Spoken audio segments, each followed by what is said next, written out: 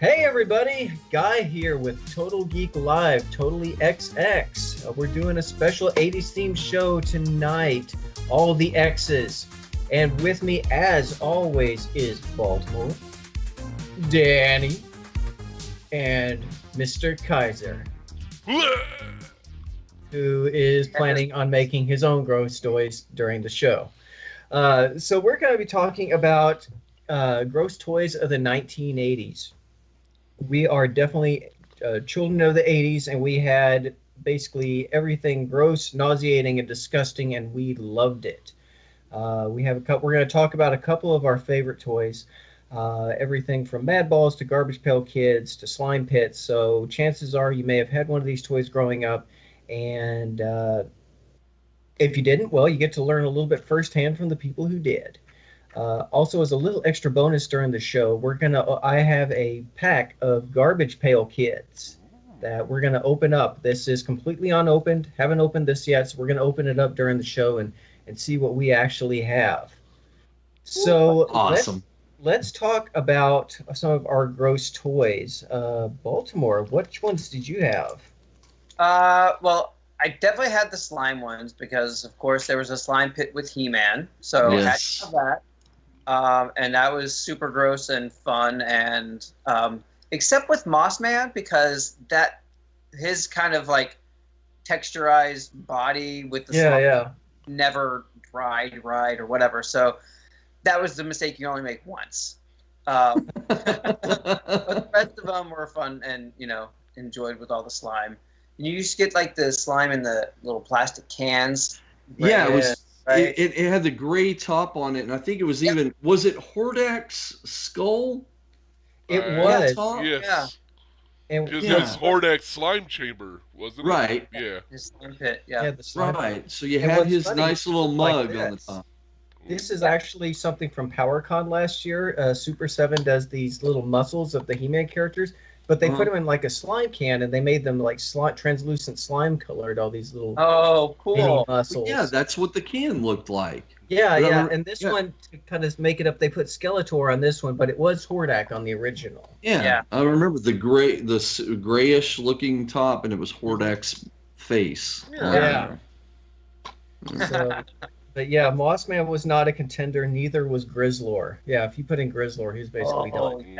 Yeah. That was where the line was drawn, right there. Well, not a good combo. And then you never got it on the carpet unless you wanted your butt whooped. Oh yeah. It didn't come out of the carpet. No. There's a story. It stains. Always. I didn't put my slime in the carpet. I had a ceiling fan in my room, and it was awesome because if you put the slime on one of the blades and you turned it on, it'd just grow and grow and grow, and finally it'd just go. It'd be the most satisfying sound ever, but it was oily, so it would leave a stain. So I had all these slimy, oily stains all over my wall. Because I mean. The loud noise and the laughter was the first tip-off that I was way too happy, far happier than I should have been. And my parents would come in and they'd see slime oozing down the walls, and they stopped buying me slime after a while. Yeah. That would do it. So how about you, Danny? What was one of your personal favorites?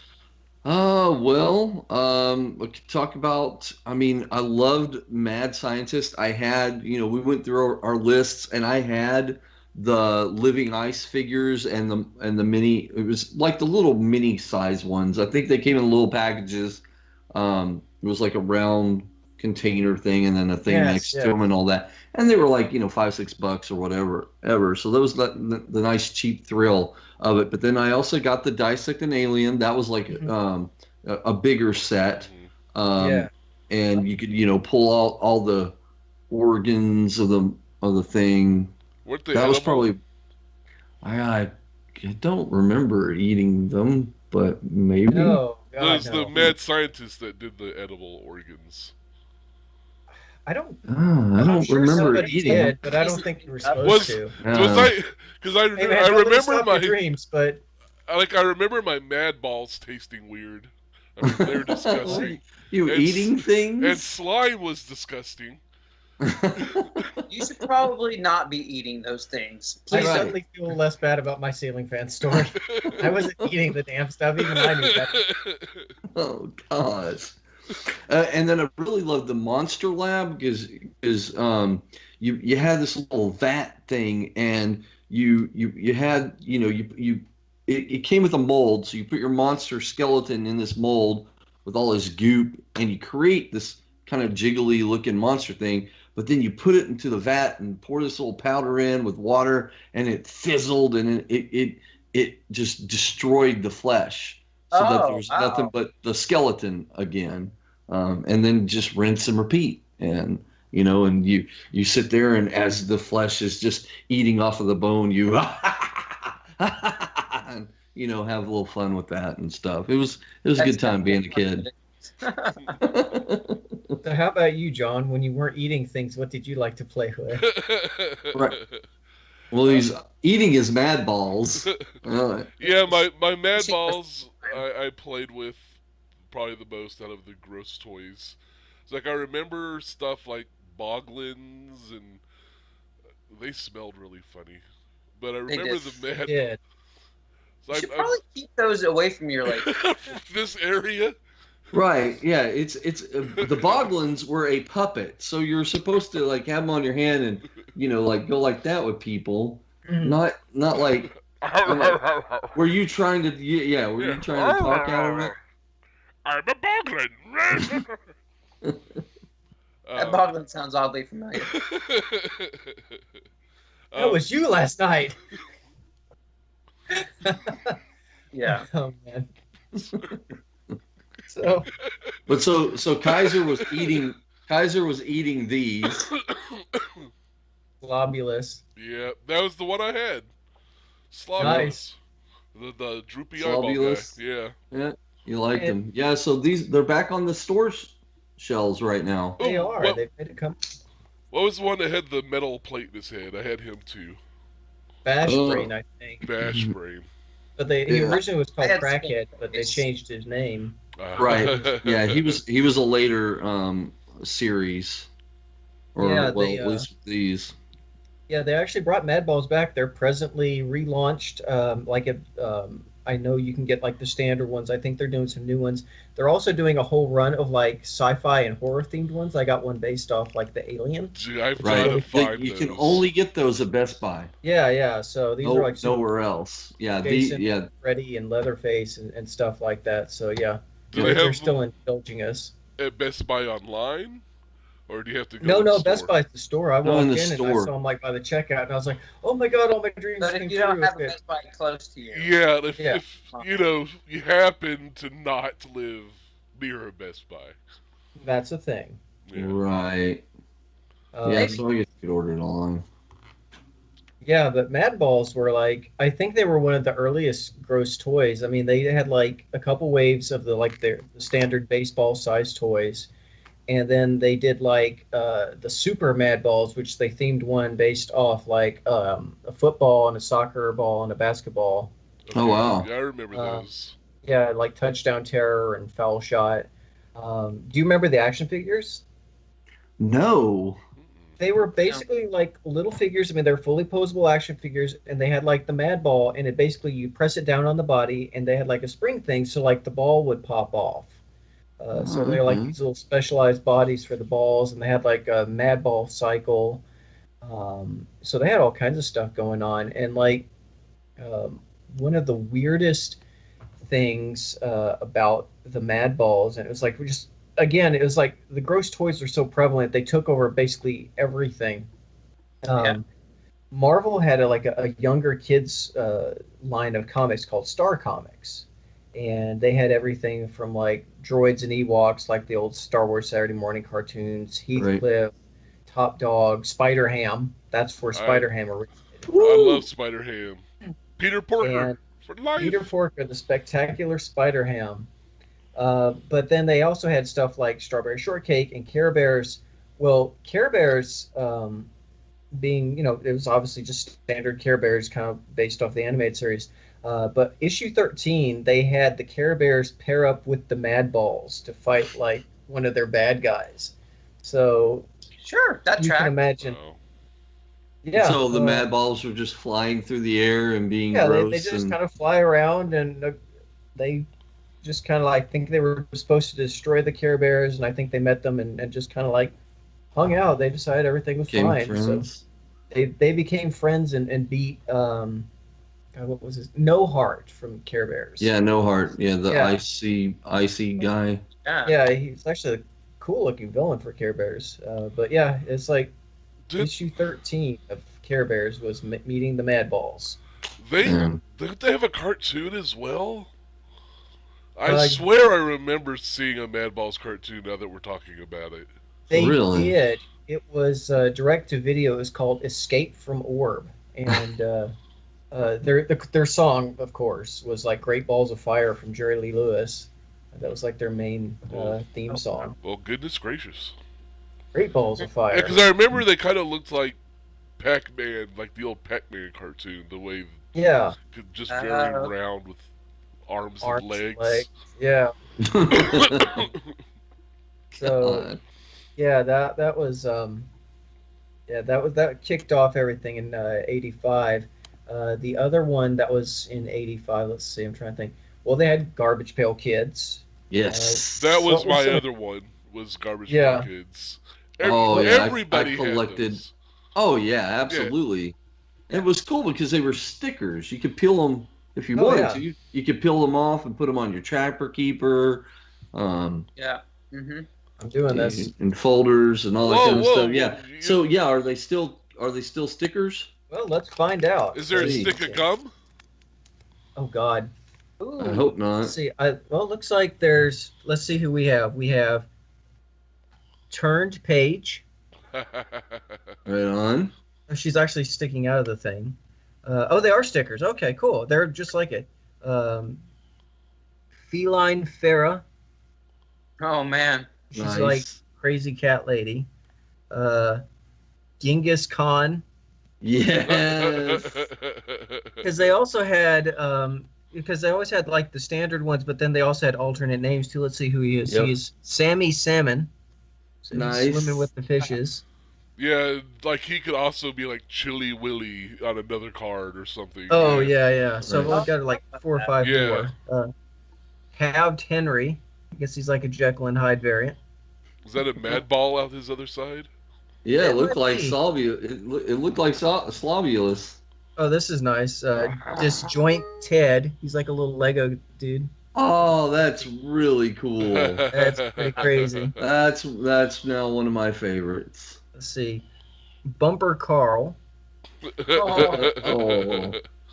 It's weird. Sometimes they like completely transform them into something inanimate, just with like the little cabbage patch with the little face. Yep. Oh yeah, some of them were like super gory. Oh, this one's kind of weird. Optical. He's like one of those weird, like Escher style designs. Oh yeah. Yep.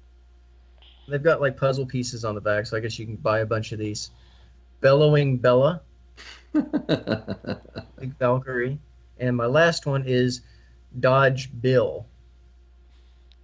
All right.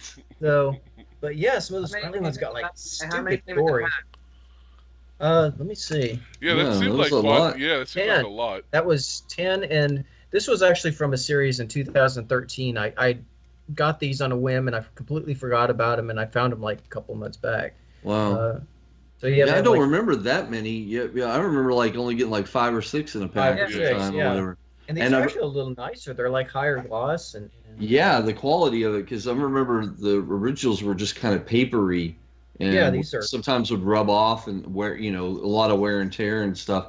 Atom Bomb was the one to get. Oh yeah, everybody wanted Atom Bomb.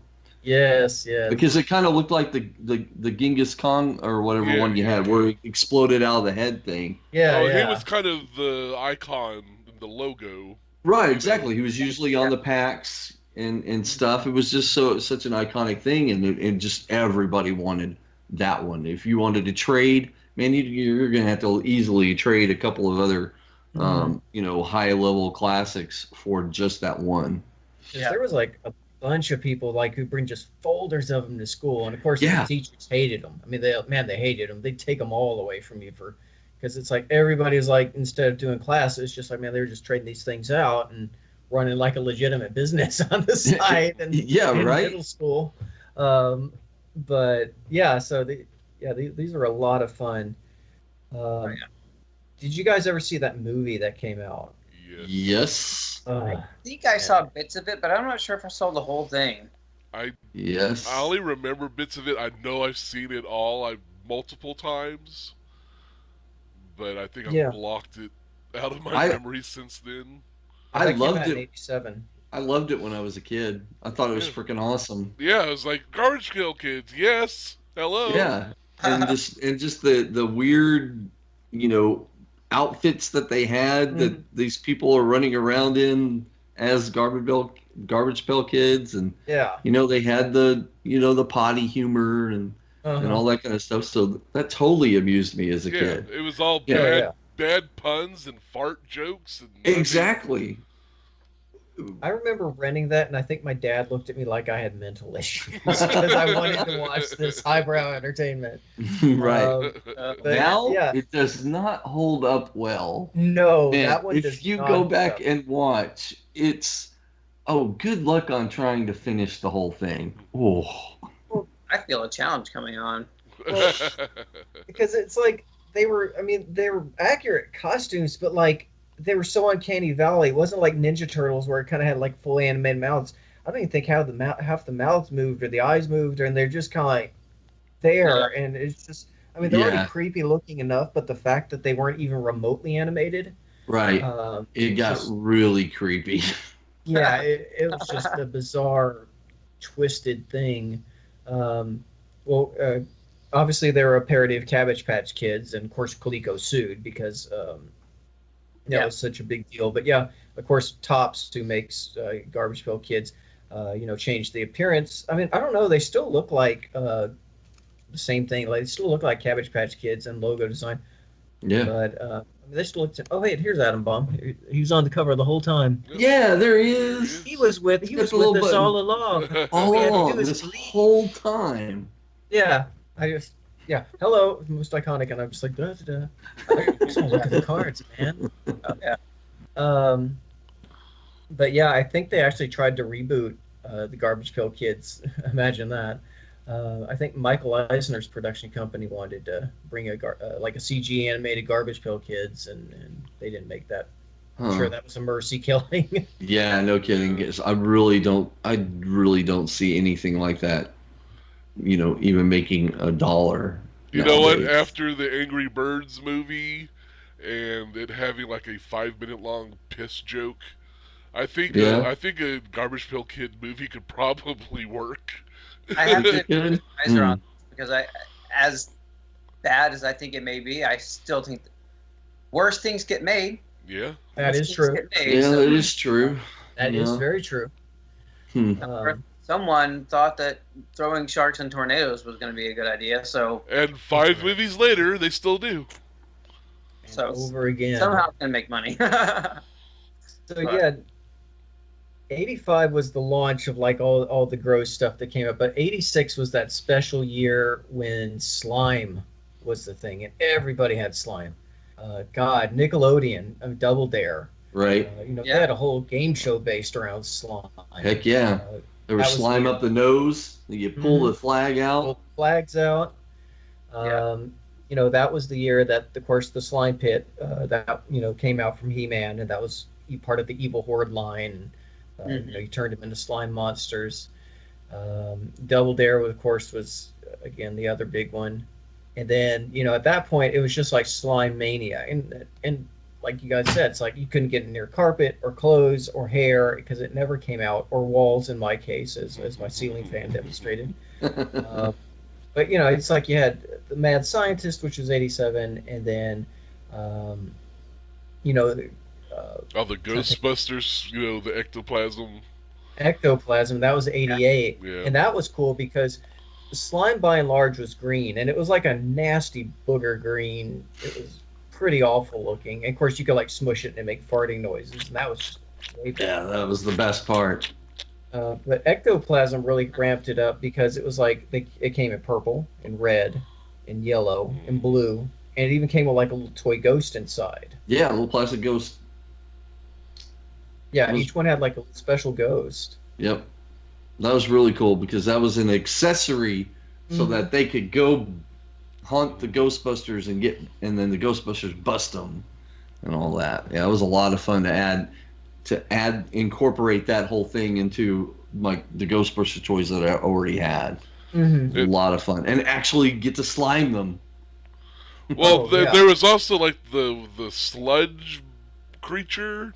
Sludge bucket? Yeah, sludge bucket. The gooper ghosts. Yeah. Oh, yeah. Yeah. Because I think I had the yellow one. I think his name actually was Sludge Bucket. It was like a giant mouth that you filled with slime, and you could knock one of the Ghostbusters into it, and you could like press its tail and make this big slime bubble. And also you could move the tail so it was like licking its mouth as it's eating a Ghostbuster. So bizarre. Best toys ever. Yeah. You can't do that with your iPhone.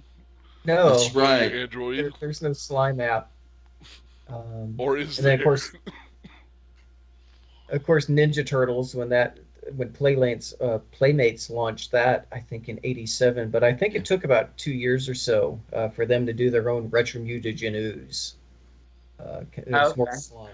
Which is really wild because oozy slime is part of their origin story, so you really thought they would have kicked that right off the bat, but yeah.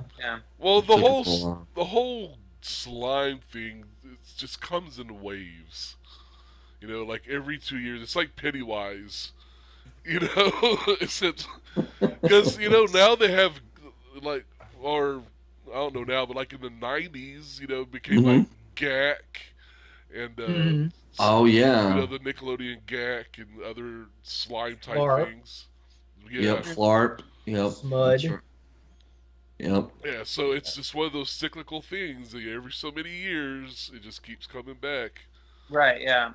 Right, and it's happening right now at this time. I mean, there's, last year I know there was a shortage. You'd walk into a craft store, and there was a shortage on glue because everybody and their cousin was making homemade slime. Yeah. I know someone who's entrepreneurial and is making it and selling it at school. That someone be you? You're like hanging around the schools. Sir, you have to leave. He's like, hey kids, hey, want some slime? Some slime? This is going too dark. This is going too dark. You get a slime, and you get a slime, and you get a slime. That bearded man slimed me. This nice man just he slimed me. Oh, then of course there was the slime-related tragedy, where if you slightly left the lid just slightly up or you really didn't close it, man. If you didn't close it all the way, it was over. Right now. Yeah, it was a goner, dried up, and there was no way to recover. And it's like even if you tried to put water on it, it like never really held. No, so it was just awful. It was like unrepeatable what it was like, but it was pretty bad. It was like the guy from X-Men when you kind of burst the senator. Yes. Oh God, yes, Senator Kelly. Senator Kelly when he curls up from the ocean. Oh yeah. Yep. Yeah. It just couldn't maintain.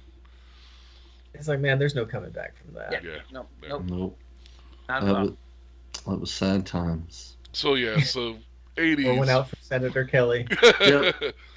Yeah, you people who didn't grow up in the 80s, I'm sorry. We had the best gross toys. Yep. Sure. Oh. So do you think there's a place for gross toys today? I mean, I know we're in a much more digital world for kids these days, but do you think like kids still get that weird visceral, tactile? I gotta. Yeah, exactly. I think touch and something nasty.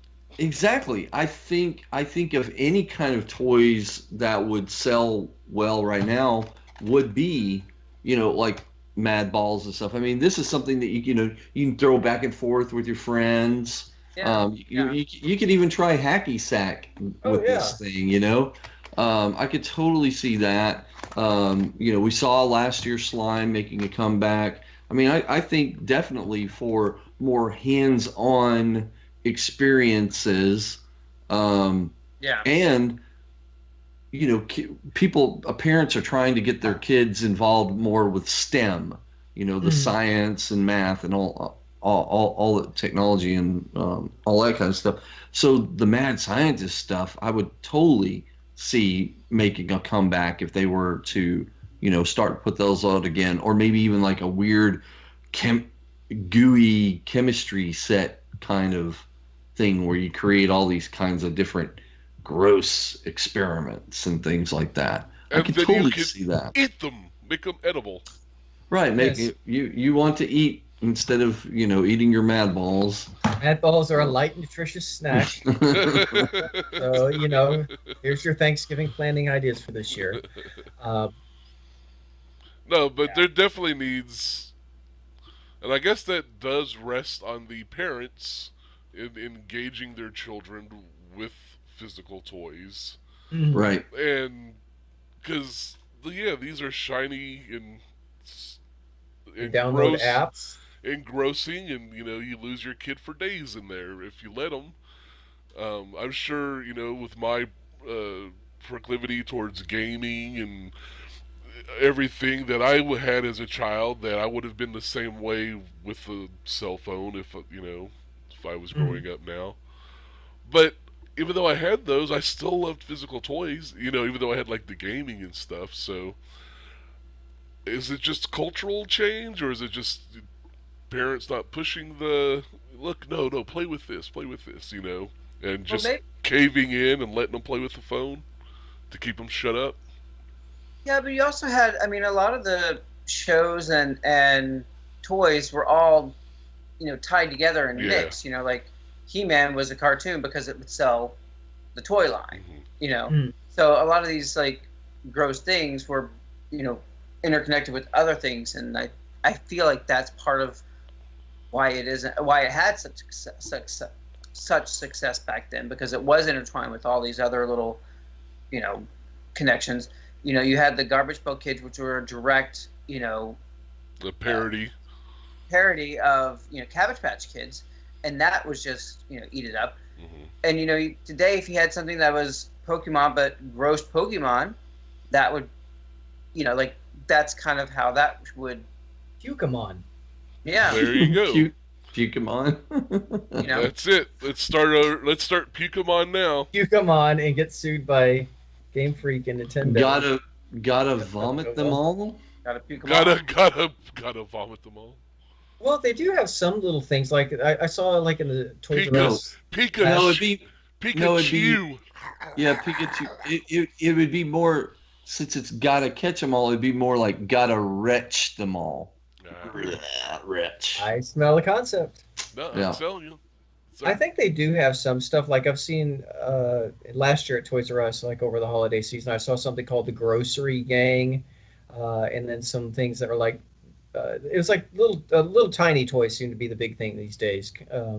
Right. So they had the Grocery Gang, and they also had some that were basically like garbage, toxic waste, sort of little figurines. You get like hundreds of them. Yeah, those are it's made by the same Australian company that company that makes Shopkins. Shopkins, yeah. Yep. It's the same Moose Toys. Oh yeah. So there's still a couple out there, and I think it took off as well as it did, because like from '85 to even the '90s, it just took off. But you kind of look at like it was everywhere. It wasn't just for kids. You look at something like the death scenes in RoboCop, where like the big bad, he gets ruined by toxic waste. He literally just melts apart at the end. Trauma films, Toxic Avenger. Well, toxic waste, nuclear energy, that was all part of the social conscience back then. Right. That's not so much now. Well, not to the extent it was then. Now it is on a different level. It's a different interpretation of the same story. Yeah, but everything wasn't about nuclear is this new thing and it's powering everything and threat. We're all going to die in a nuclear war. Well, okay, maybe now, but not like. You don't have time traveling sports cars like. But not then now. Yeah. Yeah. Not like It now. was more fun Thread of War back then. It was hip and trendy Thread of War back then. Yeah, because I mean, you also had the Day the Earth Stood Still. Mm-hmm. You had movies like Red Dawn and all the Year of the Comet and all these post-apocalyptic or nuclear stuff that fed into a lot of the mutants and everything that. Superman 4 was. Yeah. Oh yeah. The antagonist was Nuclear Man. Yep. Yeah. So everything was like radioactive, superpowered, green. Everything was green. Mm-hmm. The greener and grosser you can make it, the better. That's right. Like Slavulus. Look how handsome got they like a are. little tongue sticking out of his second jaw. Yeah. So, okay, here's a fun question. If you could make a gross toy today, what would you do? Baltimore. What would you do?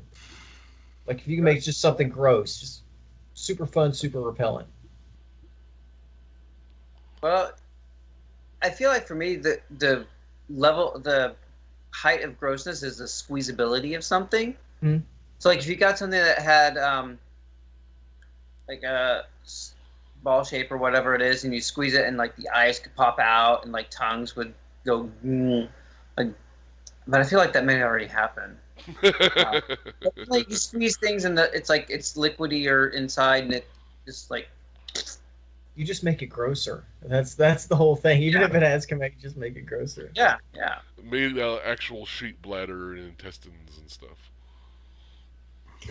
We don't need an FDA rating on this thing. Well, Danny's making his own gross toy right now. Yeah, I just sneezed.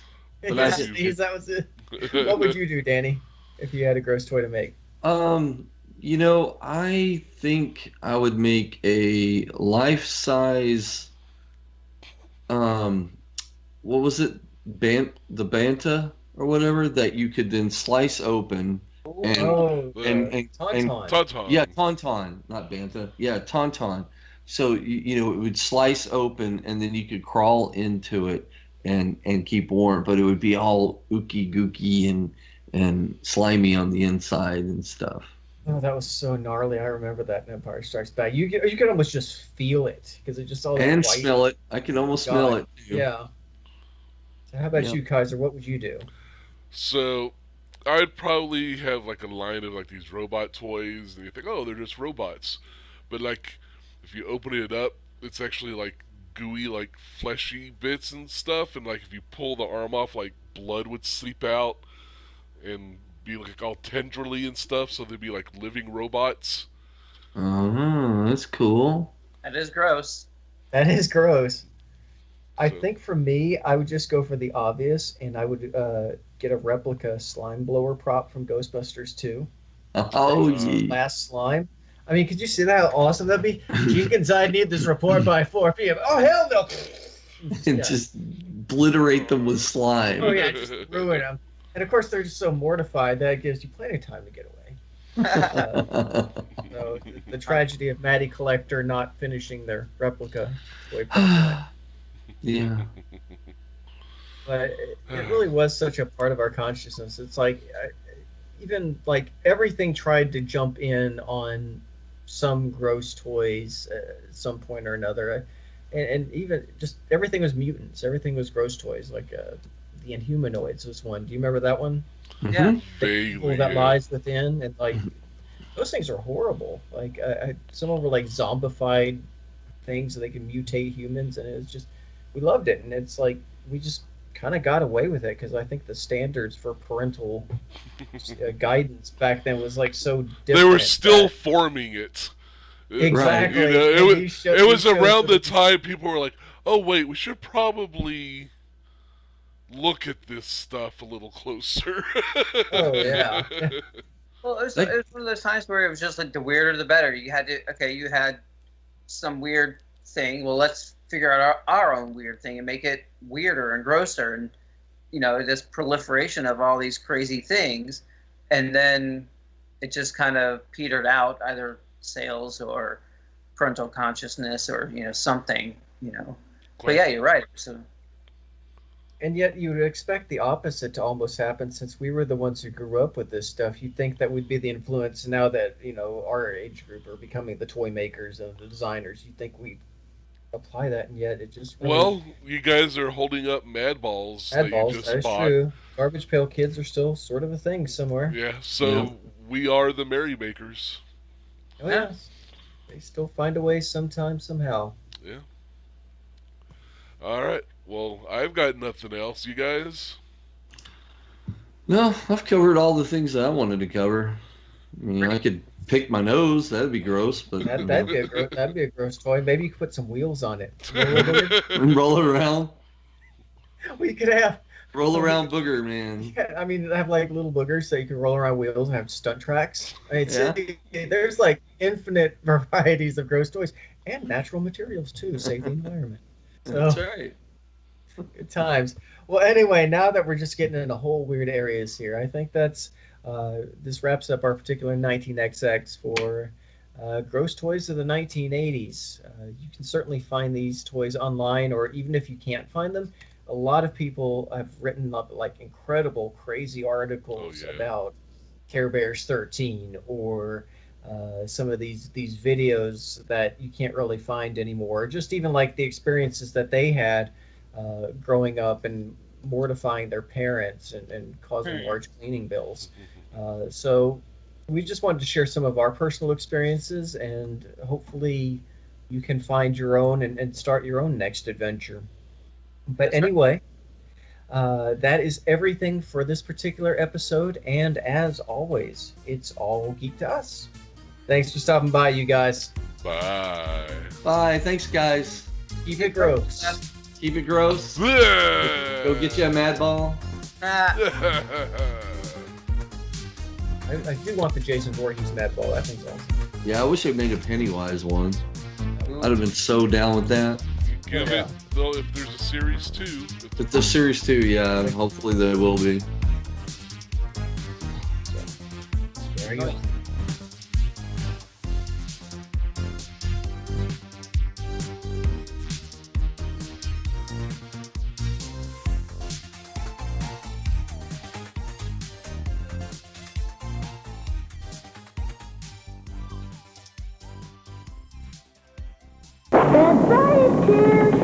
It's finished! I've created the Monster Lab, and it's too gross.